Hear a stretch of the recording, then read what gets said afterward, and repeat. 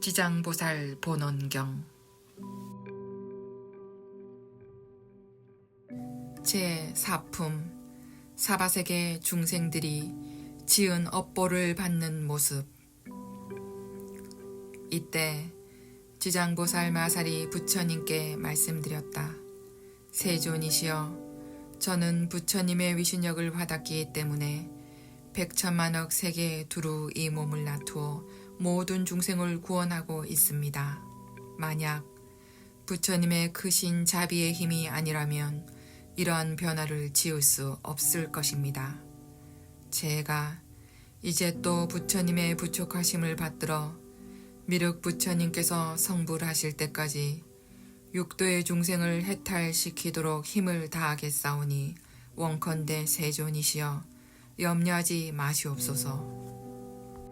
부처님께서 지장보살에게 말씀하셨다. 모든 중생이 해탈하지 못하는 것은 타고난 성정과 의식으로 정해진 것이 아니라 악습으로 업을 맺고 선습으로 과를 맺기 때문이다. 그리하여 선을 짓고 악을 지으면서 경계에 따라 태어나 오도를 윤회하며 잠시도 쉬지 못한다.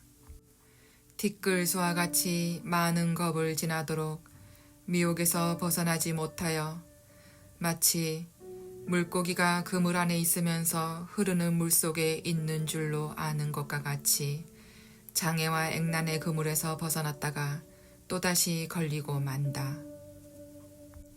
내가 이러한 무리들을 안타까워하였는데 그대가 이미 과거 여러 겁에 거듭 서원을 세워서 죄 많은 무리들을 널리 제도하겠다고 하니 내가 다시 무엇을 걱정하겠느냐. 이 말씀을 하실 때 법회 가운데에 있던 정자제왕 보살이 부처님께 말씀드렸다. 세존이시여, 지장보살이 여러 겁 동안 어떠한 원을 바라였기에 이토록 세존의 은근하신 찬탄을 받게 되었나이까. 세존께서 간략하게라도 말씀하여 주시옵소서. 세존께서 정자제왕 보살에게 말씀하셨다. 자세히 듣고 잘 생각하라. 내가 그대를 위하여 말하겠다. 과거 한량없는 아승기 나유타에 말할 수도 없이 오랜 겁전에 부처님이 계셨으니 명호는 일체지 성취열에 응공 정변지 명행족 선서 세간의 무상사 조장부 천인사 불세존이었고 그 부처님의 수명은 6만겁이었다. 이 부처님께서 출가하시기 전에는 작은 나라의 왕으로서 이웃 나라의 왕과 벗이 되어 함께 10가지 선을 행하여 중생을 이롭게 하였다. 그런데 이웃 나라의 백성들이 여러 가지 악을 많이 지음으로 두 왕이 의논하여 여러 가지 방편을 베풀었는데 한 왕이 어서 불도를 이루어서 널리 이 무리들을 제도하여 남음이 없게 하리라고 발언하였고, 다른 왕은 만약 이 죄고 중생들을 제도하여 그들을 안락하게 하지 못하고 보리를 이루게 하지 못한다면 나는 언제까지나 부처가 되기를 바라지 않으리라고 발언하였다. 부처님께서는 정자제왕 보살에게 말씀을 계속하셨다. 두 왕 중 어서 성불해야겠다고 발언한 왕은 곧 일체지 성취열애이시고 영원히 제고 중생을 제도할 것을 발언하고 성불할 것을 원하지 않는 왕이 지장보살이다.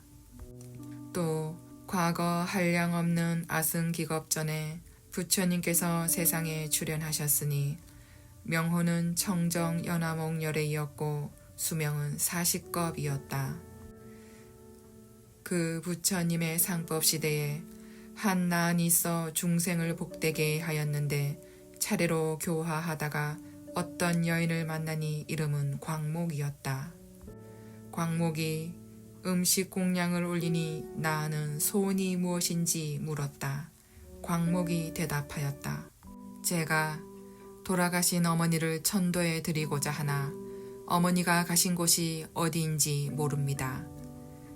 나은이 이를 가엾이 여기고 선정에 들어 살펴보니 광목의 어머니가 악도에 떨어져 큰 고통을 받는 것이 보였다.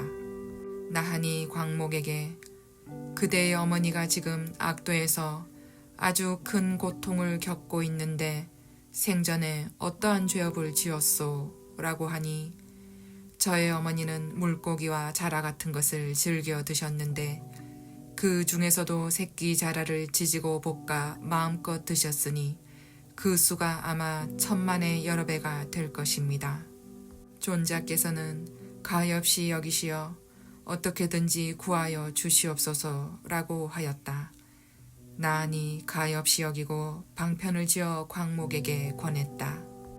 그대는 지극한 정성으로 청정 연화목 열애를 생각하고 그 열애의 형상을 그리거나 조성하여 모시도록 하시오.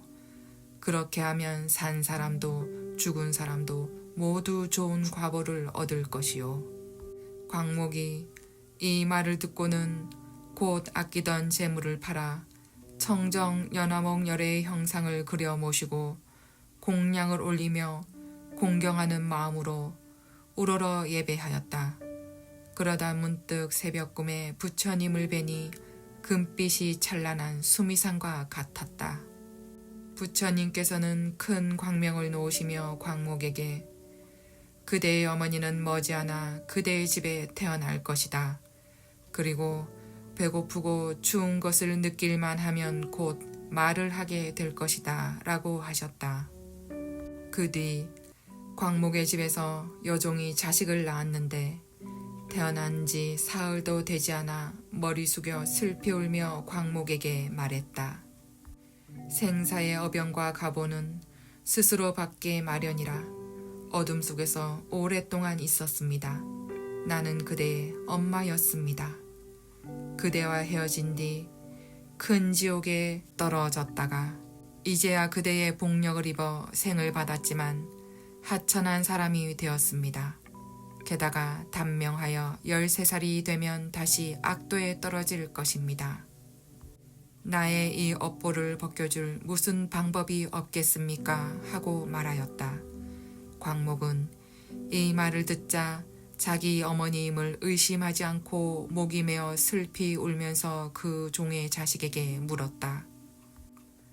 우리 어머니가 맞다면 본래 지은 죄업을 아실 것입니다.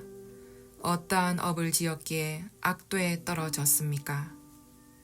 종의 자식은 살생과 불법을 헐뜯어 욕한 이 2가지 업으로 벌을 받았는데 그대가 복을 지어 나를 구제하지 않았다면 이 업에서 도저히 벗어날 수 없었을 것입니다. 라고 대답했다. 광목이 지옥에서 받는 죄벌은 어떠합니까? 하고 물으니 종의 자식은 그 고통은 100,000년을 두고 말해도 다 말할 수 없습니다. 라고 대답했다. 광목이 이 말을 듣고는 더욱 슬피 울면서 허공을 우러러 말했다. 원하옵나니 저의 어머니를 지옥에서 영원히 벗어나게 하여 주시옵소서. 13살의 수명을 마치고 나서도 무거운 죄보로 다시 악도에 떨어지지 않게 하여 주시옵소서. 시방의 모든 부처님이시여 저를 가엾게 여기시어 제가 어머니를 위하여 바라는 저의 이 광대한 서원을 들어주시옵소서. 만약 제 어머니가 사막도와 하천한 신분과 여인의 몸을 영원히 여의고 영겁토록 그러한 업보를 다시 받지 않는다면 저는 오늘부터 100,000만억 급 동안 모든 세계의 모든 지옥과 사막도의 한량없는 죄고 중생들을 구원하여 그 모든 죄보의 무리들까지도 다 성불하게 한 후에야 정각을 이루겠습니다. 이렇게 서원을 마치자 청정연화목열의 말씀이 들려왔다. 광모가 그대는 어머니를 위하여 큰 자비로 광대한 원을 세웠구나. 내가 살펴보니 그 공덕으로 그대의 어머니는 13살이 지나면 지금의 업보를 벗고 바라문으로 태어나서 100살까지 살 것이며 그 보가 지난 뒤에는 무국토에 태어나서 헤아릴 수 없는 겁을 살다가 나중에는 불과를 성취하여 널리 항아의 모래알처럼 많은 인간과 하늘을 제도할 것이다 라고 일러주셨다. 부처님께서 다시 정자재왕 보살에게 말씀하셨다. 그때 광목으로 하여금 복을 짓게 한 난이 무진이 보살이고 광목의 어머니는 해탈 보살이며 광목이라는 여인은 지장보살이다. 이처럼 지장보살은 과거 까마득하게 먼 겁 동안에 이와 같은 자비로 항아의 모래알처럼 많은 원을 세우고 널리 중생을 제도하여 왔느니라. 미래의 세상에 남자나 여자 중에 선행을 하지 않는 자, 악을 행하는 자, 인과를 믿지 않는 자, 사음과 거짓말을 하는 자, 이간질과 나쁜 말을 하는 자, 대승을 비방하는 자와 같은 모든 죄업 중생들은 반드시 악도에 떨어질 것이지만 선지식을 만나 그의 권유로 손가락을 한번 튕길 동안만이라도 지장보살에게 귀의한다면 이 모든 중생들은 사막도의 죄보에서 벗어나게 된다. 지극한 마음으로 부처님께 귀의하여 예배하고 찬탄하며 향, 꽃, 의복 등 갖가지 진귀한 보물이나 음식으로 공양을 올리는 자는 미래의 백천겁 동안에 항상 하늘에서 뛰어난 즐거움을 받을 것이며 천복이 다해 인간으로 내려오더라도 백천겁 동안 제왕이 되어 숙명과 인과의 본말을 알게 된다. 정자재왕 보살이여, 이와 같이 지장보살에게는 불가사의한 큰 위신력이 있어서 널리 중생을 이롭게 하나니 그대들 모든 보살들은 마땅히 이 경을 기록하여 널리 유포해야 하느니라. 정자재왕 보살이 부처님께 말씀드렸다. 세존이시여, 염려하지 마시옵소서. 저희 천만억 보살 마살이 반드시 부처님의 위신력을 받들어 널리 이 경을 펴서 연부제 중생을 이롭게 하겠습니다. 정자재왕 보살이 이렇게 말씀드린 후 공경스러운 마음으로 합장하며 절하고 물러갔다. 그때 사천왕이 함께 자리에서 일어나 합장하고 공경스럽게 부처님께 말씀드렸다. 세존이시여, 지장보살은 오랜 겁전에 이미 이러한 큰 원을 세웠는데 어찌하여 지금까지도 중생들을 다 제도하지 못하고 다시 광대한 서원을 세워야 하나이까? 원컨대 세존께서는 저희들을 위하여 말씀하여 주시옵소서. 부처님께서 말씀하셨다. 훌륭하도다. 내가 이제 그대들과 현재 미래의 하늘과 인간들에게 널리 이익을 주기 위해 지장보살이 사바세계 연부제한 생사의 길에서 자비로서 모든 죄고 중생을 제도하여 해탈케 하는 방편에 대하여 말하겠다. 사천왕이 말씀드렸다. 세존이시여, 기쁘게 듣고자 하나이다. 부처님께서 사천왕에게 말씀하셨다. 지장보살이 오랜 겁전부터 지금까지 중생을 제도하되 아직도 원을 다하지 못하고 거듭 원을 세우고 있는 것은 이 세계의 죄고 중생들이 미래의 한량없는 겁으로 업의 인연이 이어져 끊이지 않음을 알기 때문이다. 그러므로 사랑과 연민으로 또 거듭 원을 바라여 사바세계 연부제 안에서 백천만억 방편으로 교화하는 것이다. 사천왕이여, 지장보살은 살생하는 자를 만나면 그 재앙으로 단명하게 되는 업보를 말하고 도둑질하는 자를 만나면 빈궁의 고초를 겪는 업보를 말하며 사함하는 자를 만나면 참새, 비둘기, 원앙의 업보를 말하고 악담하는 자를 만나면 권속과 다투는 업보를 말하며 남을 헐뜯는 자를 만나면 혀가 없거나 구창보를 앓는 업보를 말하고 성내는 자를 만나면 얼굴이 추악하게 찌그러지는 업보를 말하며 탐욕하거나 인색한 자를 만나면 구하는 바가 뜻대로 안 되는 업보를 말하고, 먹고 마심에 무도한 자를 만나면 굶주리고 목말라서 목에 병이 나는 업보를 말하며, 함부로 사냥하는 자를 만나면 놀라고 미쳐서 목숨을 잃는 업보를 말하고, 부모의 뜻을 어기고 거역하는 자를 만나면 천재지변으로 죽는 업보를 말하며, 산이나 숲에 불을 지르는 자를 만나면 미쳐 헤매다가 죽는 업보를 말하고, 부모에게 악독한 짓을 하는 자를 만나면 내생에 받고 나서 매맞는 업보를 말하며, 그물로 날짐승을 잡는 자를 만나면 가족들이 흩어지고 이별하는 업보를 말하고, 산보를 헐뜯고 비방하는 자를 만나면 눈멀고 귀먹고 벙어리 되는 업보를 말하며, 불법을 경시하고 불교를 업신여기는 자를 만나면 영원히 악도에 떨어지는 업보를 말하고, 절의 물건을 파괴하거나 함부로 쓰는 자를 만나면 억겁 동안 지옥에서 윤회하는 업보를 말하며,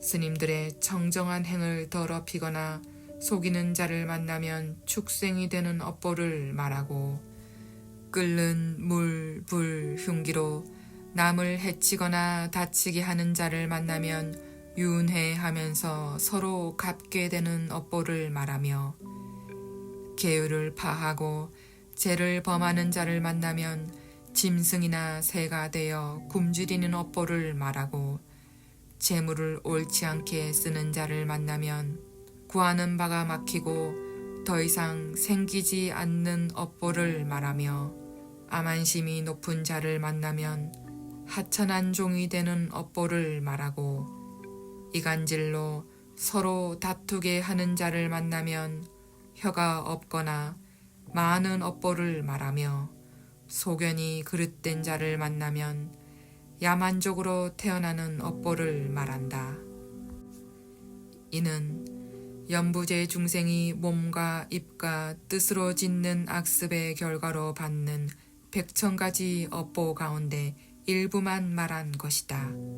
이러한 연부제 중생들이 짓는 죄업에 따라 차별이 있음을 지장보살이 100,000가지 방편으로 교화하지만, 중생들은 먼저 지은 업보로 지옥에 떨어져 여러 겁이 지나도록 벗어날 기약이 없다. 그러므로 그대들은 사람들을 보호하고 나라를 지키며 지장보살을 도와 여러 가지 업으로 인해 중생들이 미혹에 빠지는 일이 없도록 하라. 사천왕이 듣고는 슬피 눈물을 흘리며 탄식하면서 합장하고 물러갔다.